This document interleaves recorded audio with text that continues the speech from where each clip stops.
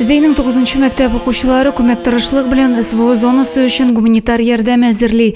Өлкән класс егетләре госпитальдә ятучы хәрбиләр караватына куела торган өстәлләр ясыйлар.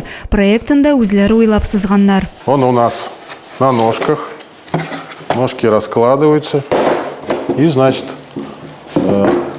человек, у которого постельный режим, не может ходить, значит, он для удобства, для приема пищи. Мәктәп остаханасы елдан артык станоклар тавышыннан тынмый моңа кадәр укытучылары белән яралы егетләргә култык таяклары әзерләделәр. Принимают участие старшие классы. Это 7, 8, 9 класс.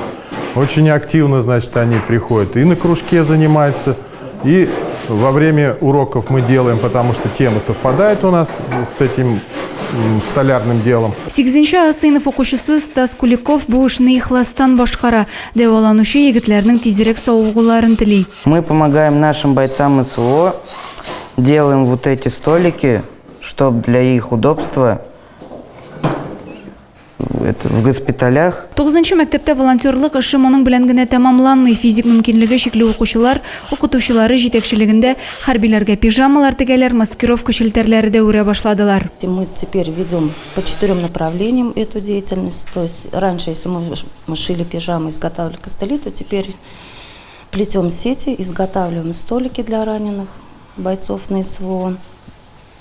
И учителя, и дети активно принимают участие в этом направлении.